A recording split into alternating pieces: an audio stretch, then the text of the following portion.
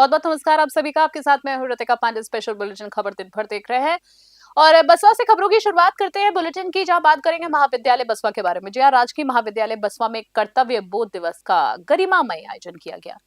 कार्यक्रम के माध्यम से विद्यार्थियों को समाज और राष्ट्र के प्रति उनके उत्तरदायित्वों, जी हाँ, के बारे में जागरूक किया गया है। वहीं आगे खबर में बात करें, कार्यक्रम का शुभारंभ कार्यवाहक प्राचार्य डॉक्टर जे.आर. वर्मा ने किया है। व्याख्याता दयाराम जागा ने भारतीय संस्कृति के ऐतिहासिक उदाहरण देते हुए कर्तव्यों की महत्व बताई है। पवन कुमार महावर ने नई शिक्षा नीति एनईपी का जिक्र करते हुए कहा है कि अब शिक्षा का उद्देश्य केवल किताबी ज्ञान नहीं है, बल्कि कौशल विकास के साथ विद्यार्थियों का सर्वांगीण उत्थान करना है। मंच का सफल संचालन डॉक्टर सुरेश मेहरा ने किया। बसवा से ओम प्रकाश ताहू की खास रिपोर्ट।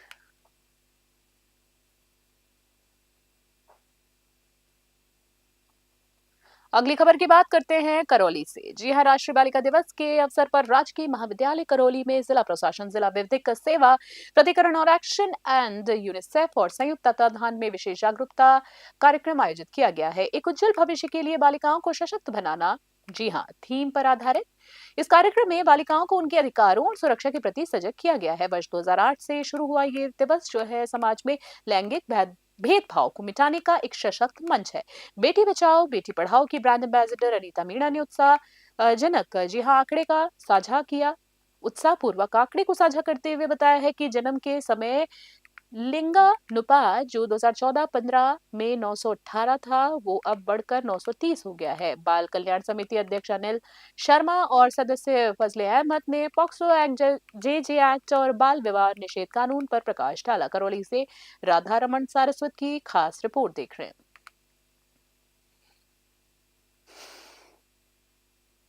जयपुर से खबर देख रहे हैं। जी हां, राजधानी जयपुर के ब्रह्मपुरी थाना क्षेत्र में 19 जनवरी को हुई सनसनीखेज फायरिंग की वारदात में पुलिस को बड़ी सफलता हाथ लगी है। जयपुर पुलिस ने मुख्य आरोपियों की शरण लेने और वारदात में सहयोग देने वाले आरोपी विकास प्रजापत को गिरफ्तार कर लिया है। बीती 19 जनवरी को कुख्यात हिस्ट्री शीटर रवि मेहरा ने अपने साथियों के साथ मिलकर राधा मोहन नामक युवक पर ताबड़तोड़ फायरिंग की थी। पुलिस का दावा है कि जल्द ही मुख्य आरोपियों की सलाखों की पीछे उनको भेज दिया जाएगा। जयपुर से अलीम खान की स्पेशल रिपोर्ट देख रहे थे आप। अगली खबरों की बात करें तो भरतपुर से बात करते हैं। भरतपुर जिले के ग्राम बिलसैया में शनिवार को श्रीमद् भागवत कथा का अत्यंत श्रद्धा और भक्तिमय माहौल में शुभारंभ हुआ है। जी हाँ, आगे खबरों में बात करें तो कथा के पहले दिन ही आयोजित भव्य कलश यात्रा में उमड़े जनसैलाब ने पूरे गांव को भक्ति के रंगों में शराबूर कर दिया। मुख्य कथा व्यास राष्ट्रीय विख्यात पूनम शास्त्री की गरिमा में उपस्थिति में कलश यात्रा निकाली गई। कलश यात्रा के दौरान श्रद्धालुओं ने भगवान श्री राम के गगनभेदी जयकारे लगाए। मार्ग में जगह जगह ग्रामीणों ने पुष्प वर्षा कर कलश का यात्रा का स्वागत किया। कथा व्यास का आत्मीय स्वागत किया। कथा समापन 29 जनवरी को होगा। भरतपुर से कृष्णकांत की स्पेशल रिपोर्ट।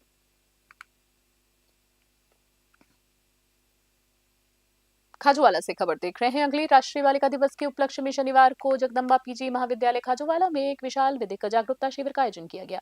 बीकानेर जिला विधिक सेवा प्राधिकरण और राल रालसा जयपुर के निर्देशानुसार, जी आपको बता दें, जहां पर निर्देशानुसार आयोजित इस शिविर का मुख्य उद्देश्य बालिकाओं को उनके अधिकारों के प्रति जागरूक करना और आत्मनिर्भर बनाना रहा है। शिविर का मुख्य वक्ता जो है, जी हाँ, मुख्य वक्ता तालुका विधिक सेवा समिति खाजूवाला की अध्यक्ष साक्षी बाबू रही हैं। उन्होंने 100 दिवसीय विशेष अभियान, आशा स्कीम और न्याय आपके द्वार जैसे अभियानों की विस्तार से जानकारी दी है। कार्यक्रम के दौरान महाविद्यालय की छात्रा वेदना शर्मा का विशेष सम्मान किया गया। वहीं महाविद्यालय परिसर में बेटी के नाम पौधारोपण अभियान चलाया गया। खाजूवाला से दिलीप, जी हाँ, खाजूवाला से दिलीप नोखवाल की स्पेशल रिपोर्ट देख रहे थे आप।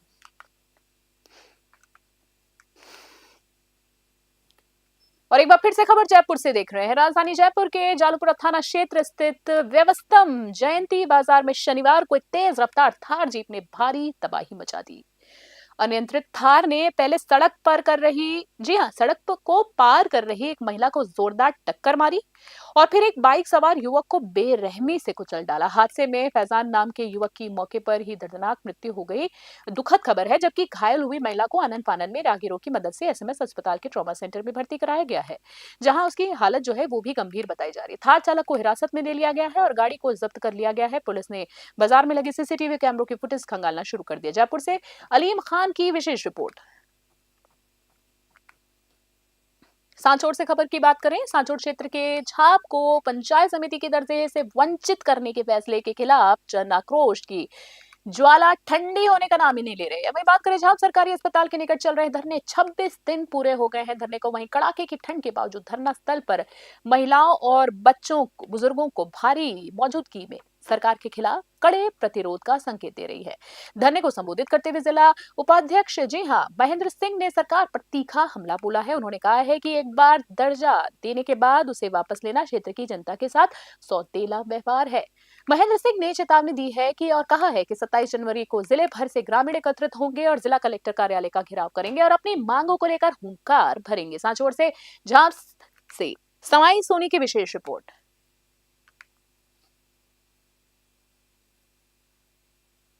नमस्कार, आज हम दिखा रहे हैं जहाँ पंचायत के आगे चल रहा 26वें दिन जो धरना, ये राजस्थान सरकार ने जब अभी हाल ही में पंचायत समिति बनाई थी उसके बाद लास्ट डेट में चेंज करके भादुड़ा बना दी, जो उसके विरोध में लगातार ये 26 दिन से डटे हुए हैं धरने को लेकर। हमारे साथ यहाँ महेंद्र सिंह जी भी हैं, उनसे भी जुड़ेंगे।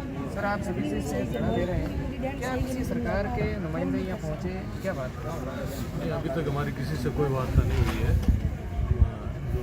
जो लोकतंत्र के अंदर विरोध करने का हमारा अधिकार है, उसके तहत हम धरने पे बैठे हैं। हमने 26 दिन से लगातार यहाँ धरना भी है और उपखंड कार्यालय का ट्रैक्टर रैली के रूप में घेराव भी किया, लेकिन अभी तक प्रशासन ने कोई हमारी सुनवाई नहीं की है। इसके तहत ये 26 जनवरी के दिन गणतंत्र दिवस मनाने के बाद हम यहाँ महापड़ाव डालेंगे और महापड़ाव के बाद दूसरे दिन 27 तारीख को जालोर जिला कलेक्टर का घेराव। जालोर जिला कलेक्टर पान से ट्रैक्टर के माध्यम से पहुँचेंगे कि सर? नहीं, वाहनों द्वारा जाएंगे गाड़ियों। यहाँ के जो वर्तमान विधायक है, उनका एक वही रहा था कि आप धरना स्थल पर न होते हुए जोधपुर में, क्या है? दरअसल केस में आपको मीडिया को सब पता ही है, कौन क्या बयान देता है, वो उनकी इच्छा है। ये धरने को कमज़ोर करने के लिए भ्रामक बयान दिए जाते हैं, जिससे कि क्या है कि लोग धीरे धीरे धरने से खिसकने लगे।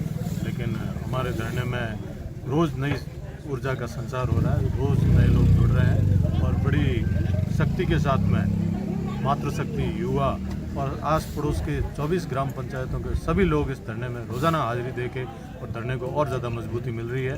मैंने 2 दिन के लिए मैं जोधपुर गया था इलाज करवाने के लिए, तो लोगों के मेरे पास फ़ोन आने लगे कि नहीं, आप जल्दी वापस आओ।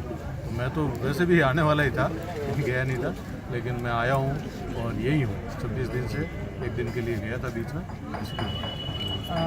दादा जी, यहाँ ये धरना चल रहा है 26 दिन से, अभी आप कलेक्टर का भी घेराव करने की बात कर रहे हैं सर, क्या प्लान है आगे की रूपरेखा अगर आपकी सरकार ये मांगे नहीं मानती है?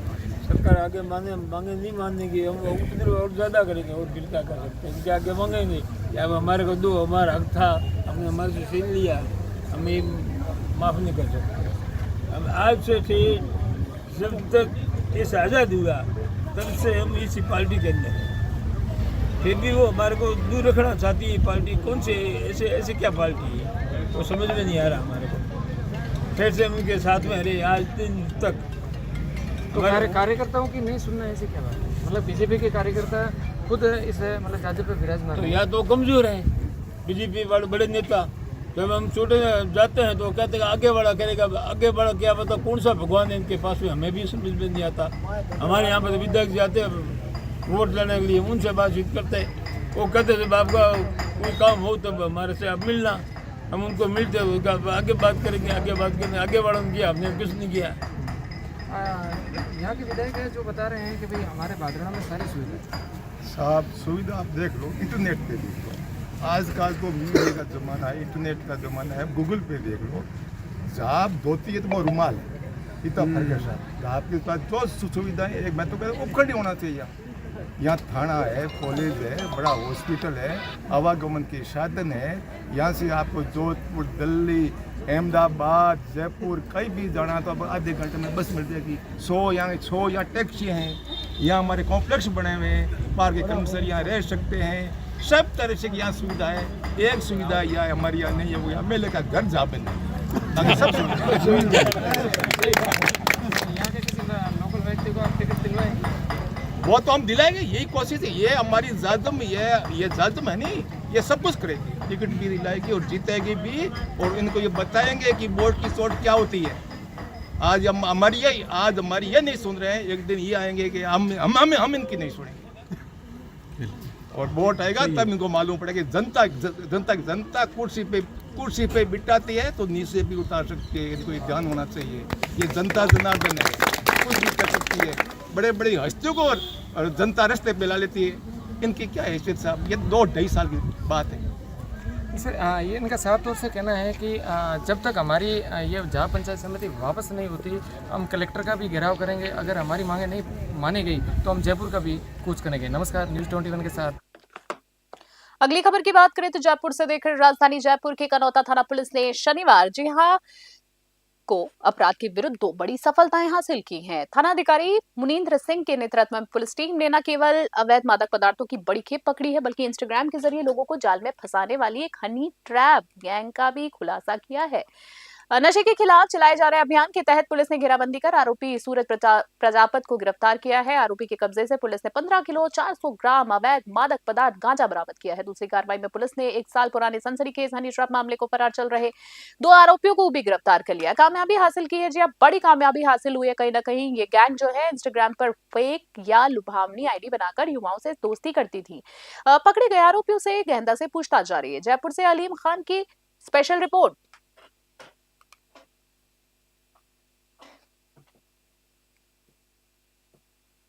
और अगली खबर करौली से, जहां राष्ट्रीय बालिका दिवस के अवसर पर करौली जिले में उत्सव का माहौल है। जिला स्तरीय मुख्य समारोह में राजकीय उच्च माध्यमिक विद्यालय सलीमपुर में आयोजित किया गया है, जहां शिक्षा और स्वास्थ्य विभाग के अधिकारियों ने बालिकाओं के उज्जवल भविष्य और लिंगानुपात सुधारने का संकल्प लिया है। कार्यक्रम को संबोधित करते हुए सीएमएचओ डॉक्टर जयंती लाल मीणा ने कहा है कि चिकित्सा विभाग लिंगानुपात में समानता लाने के लिए निरंतर प्रयासरत है। बालिका जन्म को प्रेरित करने के उद्देश्य से विद्यालय में विभिन्न प्रतियोगिता का आयोजन किया गया है, जिनमें विजेताओं को लंच बॉक्स और वाटर बॉटल्स देकर पुरस्कृत किया गया है। मुबसिरा और हलीमा ने अपनी कविताओं से सभी का मन मोह लिया है। समाज में सकारात्मक संदेश के लिए उन परिवारों को शॉल उठाकर सम्मानित किया गया है जिनके केवल 2 बालिकाएं हैं। जिले भर में सभी चिकित्सा संस्थाओं पर बेटी बचाओ की शपथ दिलाई गई है। करौली से राधा रमन सारस्वत की स्पेशल रिपोर्ट। बेगू से खबर देख रहे हैं। बेगू कस्बे में शुक्रवार को बसंत पंचमी के पावन पर्व पर नामदेव छीपा समाज द्वारा बड़े ही हर्षोल्लास के साथ पारंपरिक श्रद्धा के साथ मनाया गया है। इस अवसर पर कस्बे के प्रमुख मार्गों से संत शिरोमणि नामदेव महाराज की भव्य शोभा यात्रा निकाली गई है, जिनमें समाज की महिलाओं पुरुषों ने बढ़ चढ़कर भाग लिया है। शोभा यात्रा जब नगर निगम के जब नगर के प्रमुख चौराहों और गलियों से गुजरी तो जगह जगह सर्व समाज के लोगों ने पुष्प वर्षा कर इसका आत्मीय स्वागत किया। निर्धारित मार्गों से होते हुए शोभा यात्रा शाम 4:30 बजे पुनः समाज से मंदिर में पहुंची। यहाँ भगवान की भव्य महाआरती की गई और प्रसाद वितरण के साथ कार्यक्रम का संपन्न किया गया। जी हाँ, समापन हुआ। समाज के पदाधिकारियों ने सफल आयोजन के लिए सभी सहयोगियों को नगरवासियों का आभार व्यक्त किया। बेगू से मदन मीणा की स्पेशल रिपोर्ट। और अगली खबर की बात करें, सीकर से देख रहे हैं। शेखावटी की समृद्ध कला, संस्कृति और विरासत का संगम शेखावटी महोत्सव 2026 शनिवार से सीकर के अर्बन हाट बाजार में शुरू हो गया है। पर्यटन विभाग द्वारा आयोजित इस 2 दिवसीय महोत्सव का आगाज जो है जिला कलेक्टर मुकुल शर्मा ने श्री कल्याण स्कूल एसके खेल मैदान से भव्य शोभा यात्रा को हरी झंडी दिखाकर रवाना किया है। बता दें आपको, शोभा यात्रा में स्कूली छात्रों के साथ पर्यटन एवं होटल व्यवसाय से जुड़े लोग भी उत्साह से शामिल हुए। इस दौरान मालिकुई के मशहूर शमशाद भरूपिया, बीकानेर के श्याम जोशी, रवीले और अलवर के जाकिर खान पपंग वादन सहित देश विदेश में नाम कमा चुके कलाकारों ने अपनी प्रस्तुतियां से सभा बांध लिया। सजे धजे ऊंट, घोड़े, कच्ची घोड़ी नृत्य, चंगढप की थाप और कालबेलिया नृतकों के वजह से राजस्थानी संस्कृति उज्जवल हुई, जीवंत कर दिया उन्होंने। अर्बन हाट में आयोजित विभिन्न प्रतियोगिता में स्थानीय पशुपालकों और युवाओं ने बढ़ चढ़कर हिस्सा लिया। सीकर से दुर्गा सिंह कुमावत की विशेष रिपोर्ट। आज तो शोभा यात्रा से प्रारंभ कर रहे हैं हम इसको, हमारे राजस्थान की संस्कृति को आगे बढ़ाने के लिए और लोगों को जानकारी हो, जो नई युवा पीढ़ी उसको जानकारी हो, इसलिए ये रखते हैं हम कार्यक्रम। और एक उत्साह का माहौल रहता है। आपको पता ही होगा, वसंत पंचमी हमने कल मनाया है। अब 2 दिन जो हमारे खेलकूद हैं, लोक खेलकूद हैं पारंपरिक, उनको वो चलेंगे। और आज और कल शाम को सांस्कृतिक संध्याएं होंगी उसके अंदर विभिन्न प्रकार के कार्यक्रम होंगे। कल मंगनियार और ये सब लोग गायन अपना प्रस्तुत करेंगे और आज भी कुछ जो लोक गायक हैं वो अपना कार्यक्रम प्रस्तुत करेंगे, सांस्कृतिक कार्यक्रम। आज तो राष्ट्रीय मतदाता दिवस की पूर्व संध्या पर राजकीय महाविद्यालय हिंडौन सिटी में शनिवार को मतदाता जागरूकता कार्यक्रम का भव्य आयोजन किया गया है। करौली जिला विधिक सेवा प्राधिकरण, राष्ट्रीय सेवा योजना, एनएसएस और मेरा युवा भारत के संयुक्त तत्वाधान में आयोजित इस कार्यक्रम का मुख्य उद्देश्य नव मतदाताओं को लोकतांत्रिक प्रक्रिया से जोड़ना रहा है। EALC प्रभारी डॉक्टर रितेश जैन ने बताया कि कार्यक्रम की theme my India my vote रखी गई है। इस अवसर पर आयोजित प्रतियोगिताओं में युवाओं ने अपनी कला के जरिए मतदान का महत्व समझाया है। कार्यक्रम के मुख्य अतिथि प्राचार्य डॉक्टर पप्पू राम कोहली ने कहा है कि भारत दुनिया का सबसे बड़ा लोकतंत्र देश है। इसकी मजबूती युवाओं को विवेकपूर्ण मतदान पर टिकी हुई है। वहीं प्राचार्य ने महाविद्यालय के सभी नव मतदाताओं से निष्पक्ष और अनिवार्य मतदान की शपथ दिलाई। करौली से राधा रमन सारस्वत की विशेष रिपोर्ट। बालोतरा से खबरों की शुरुआत कर रहे हैं अगली, जहां भारतीय स्वाधीनता संग्राम की ओर जा रहे राष्ट्रगीत वंदे मातरम के 150 वर्ष पूरे होने के अवसर पर शनिवार को बालोतरा शहर में देशभक्ति के तरानों से शराबोर नजर आया। पूरा शहर इस ऐतिहासिक अवसर पर पुलिस विभाग की ओर से शहर के विभिन्न हिस्सों में विशेष बैंड वादन कार्यक्रम आयोजित कर नागरिकों को राष्ट्र प्रेम के सूत्र में पिरोया गया। जिला पुलिस अधीक्षक रमेश के निर्देश पर आपको बता दें, ASP हरफूल सिंह के सुपरविजन में आयोजित इस कार्यक्रम में आमजन का मन मोह लिया। वहीं प्रथम RC जोधपुर की दक्ष बैंड टीम में वंदे भारत पार्क, नया बस स्टैंड चौराहा, छात्रियों का मोर्चा, पुराना बस स्टैंड और अग्रसेन चौराहे जैसे प्रमुख बाजारों की बात कर रहे हैं हम, चौराहों जैसे प्रमुख सार्वजनिक स्थलों पर अपनी प्रस्तुतियां दी है। जैसे ही बैंड की टीम ने राष्ट्रगीत और अन्य देशभक्ति गीतों की धुन छेड़नी शुरू की, राहगीर और स्थानीय नागरिक ठिठक कर रुक गए। संगीत की मधुर धुनों ने पूरे माहौल को गौरव और उत्साह से भर दिया। बालोतरा से ब्यूरो रिपोर्ट। अगली खबर की बात श्रीगंगानगर से जिला प्रशासन और उद्यान विभाग द्वारा आयोजित राज्य स्तरीय पंच गौरव किन्नू कुंभ के दूसरे दिन खेती किसानी का उत्सव अपने चरम पर रहा है। मेले के दूसरे दिन का मुख्य आकर्षण पंजाब और हरियाणा से आए किसानों के शानदार घोड़े और पशुधन रहे हैं। इसके साथ ही कृषि यंत्रीकरण की प्रदर्शनी ने किसानों को आधुनिकता की ओर आकर्षित किया है। प्रदर्शनी में ड्रिप सिंचाई, poly house model, solar power system और एग्रो प्रोसेसिंग मशीनों के लाइव डेमो दिखाए गए हैं। कार्यक्रम को संबोधित करते हुए सादुल शहर विधायक गुरवीर सिंह बराड़ ने इस आयोजन को ऐतिहासिक बताया।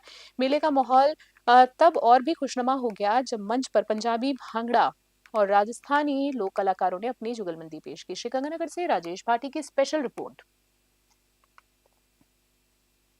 हडेचा से खबर आ रही है। क्षेत्र के बगछड़ी और कछेला गांव में शुक्रवार की काली रात ग्रामीणों के लिए किसी बुरे सपने से कम नहीं रही। बता दें आपको, बेखौफ अज्ञात चोरों ने एक ही रात में 4 मंदिरों और आधा दर्जन घरों को निशाना बनाकर लाखों रुपए का माल पर हाथ साफ कर दिया है। जी हाँ, बड़ी खबर है। इस बड़ी वारदात के बाद समूचे नेहर क्षेत्र में दहशत और आक्रोश का माहौल है। केहर माता मंदिर से चोरों ने माता जी के करीब 2 किलो चांदी के छत्र, हार और 5 तोला सोना सहित 5 तोला सोना सहित दान पेटी से लगभग 1.5 लाख रुपए नगद चुरा लिए। सिंधोई माता मंदिर से 1.5 किलो चांदी, करीब 2 लाख रुपए नगद और हाथ साफ किया। वहीं बता दें, चामुंडा माता मंदिर, बगछड़ी और कछेला इन दोनों स्थानों से भी दान पेटियां तोड़कर करीब 85,000 रुपए नकदी बटोर ली गई है। ग्रामीणों ने पुलिस प्रशासन के खिलाफ कड़ा रोष व्यक्त किया है। खाडेचा से जलाराम भादू की स्पेशल ग्राउंड रिपोर्ट।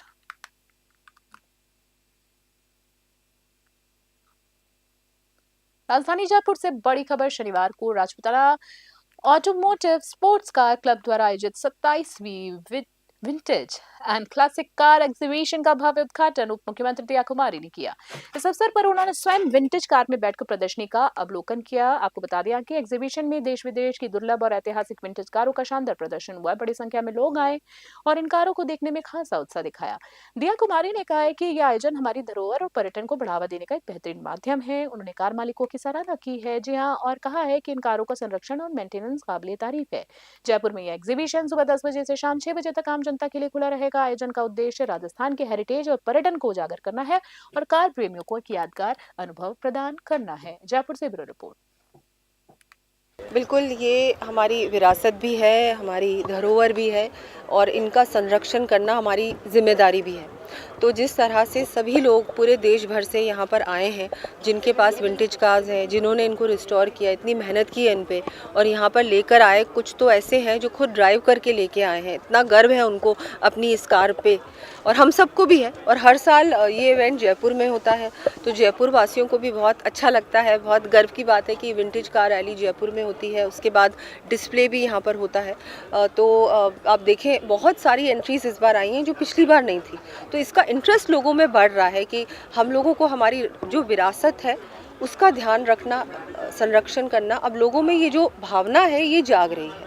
और जिस तरह से प्रधानमंत्री जी भी कहते हैं विकास भी और विरासत भी, तो उसी में मुझे लगता है ये कड़ी जुड़ती है उससे और बहुत अच्छा लगता है कि मैं भी हमेशा ही हर एडिशन में मुझे भी आने का अवसर मिला है। यहाँ पे करीब 100 गाड़ियाँ आई हैं और 100 में से करीब 60-70 गाड़ियाँ तो जयपुर की ही हैं। 30 गाड़ियाँ लगभग अलग अलग विभिन्न भारत के भागों से आई हैं, जैसे जोधपुर से गाड़ी आई है, मुंबई से गाड़ियाँ आई हैं, दिल्ली से गाड़ियाँ आई हैं, चंडीगढ़ से गाड़ियाँ आई हैं, लुधियाना से गाड़ियाँ आई हैं, तो अलग अलग हिस्सों से भी काफ़ी गाड़ियाँ आई हैं। तो करीब 30 गाड़ियाँ तो बाहर से आई हैं और 70 गाड़ियाँ करीबन जयपुर की हैं। सबसे पुरानी गाड़ी कौन सी है? मेरे ख्याल से सबसे पुरानी गाड़ी 1927 की ऑस्टिन है और मेरे पीछे एक फोर्ड मॉडल टी खड़ी है, वो भी सबसे पुरानी गाड़ी में से है। देखो ये एक ऐसा शौक़ है कि पुरानी गाड़ी तभी आप रख सकते हो जब आपके पास एक बिल्कुल पागलपन हो, एक शौक़ हो। और अगर आपके पास शौक़ नहीं है और आपके लिए एक कबाड़ है तो आपको इसके बारे में सोचना ही नहीं चाहिए। जो यहाँ के लोग हैं, कई कलेक्टर्स ऐसे हैं जिनके पास 20-20, 25-25 गाड़ियाँ। जयपुर से अगली खबर प्रिंसेस दया कुमारी फाउंडेशन पीडीकेएफ द्वारा आयोजित आर्टिजन्स कलेक्टिव के दूसरे संस्करण ने देश भर की महिला कारीगरों को एक मंच दिया है। सिटी पैलेस में आयोजित इस कार्यक्रम में 20 से अधिक राज्यों की 70 महिला कारीगरों ने जूट, कसिंदा, मूंज, जलकुंभी और अन्य पारंपरिक और आधुनिक शिल्प कलाओं से विधाओं से भी अपने हुनर का प्रदर्शन किया। वहीं उप मुख्यमंत्री दया कुमारी ने जी हाँ कारीगरों को राष्ट्रीय और वैश्विक स्तर पर पहचान और बाजार का अवसर प्रदान करना है, सराहया है। इस तरीके से कोलकाता और बाड़मेर तक की महिलाएं अपनी कला से आत्मनिर्भर बन रही हैं, रोजगार और आजीविका कमा रही हैं।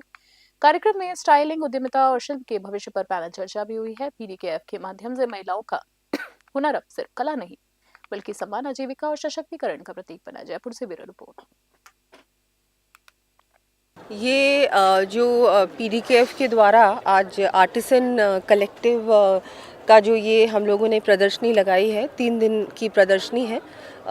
ये पूरे भारत से जो महिलाएं हैं, जो आर्टिसंस हैं, उनको प्लेटफॉर्म दिया गया है और इस समय बहुत सारे टूरिस्ट भी आते हैं, तो ये सही समय है इस चीज़ के लिए। और बहुत अच्छी क्राफ्ट्स हैं, बहुत सारे नेशनल अवार्डीज़ हैं जो यहाँ पर आए हैं और बहुत सबको आना चाहिए। और बहुत अच्छी यहाँ पर कलाएं हैं, क्राफ्ट्स हैं जिनका यहाँ पर प्रदर्शन भी हो रहा है, साथ के साथ उनकी सेल भी हो रही है। तो हम लोगों ने सोचा कि क्यों ना हम इन लोगों को एक ऐसा प्लेटफॉर्म दे, ऐसी जगह दे जहाँ पर ये डायरेक्टली आके अपनी चीज़ को दिखा भी सकते हैं, सेल भी कर सकते हैं, आगे इनको बहुत अच्छे ऑर्डर्स भी मिल सकते हैं, एक ग्लोबल मार्केट से इनको कनेक्ट भी किया जाए। पीडीकेएफ में हमारा फर्स्ट टाइम है ये और बहुत अच्छा रिस्पांस है। यहाँ दिया कुमारी फाउंडेशन के अंडर हमें बहुत अच्छे से ट्रीट किया जा रहा है। हमारी एक चीज़ का ध्यान रखते हैं, सुबह से लेकर शाम तक, खाने से लेकर ट्रांसपोर्ट तक, सब बहुत अच्छा है। कितने लोग आपके साथ में जुड़े हुए हैं? मेरे साथ वैसे बेसिक जो इसका डिज़ाइनिंग वगैरह होता है वो मैं करती हूँ एंड 10 से 15 लेडीज़ होती हैं जो मेरे साथ टाइम टू टाइम पे मेरी हेल्प करते हैं मेरे काम में। तो अभी कैसा रेस्पॉन्स कैसा मिल रहा है? बहुत अच्छा रिस्पांस है यहाँ पे, बहुत लोग हम आके पूछ रहे हैं, आर्ट फॉर्म को जानने की कोशिश कर रहे हैं, बहुत अच्छा रिस्पांस है।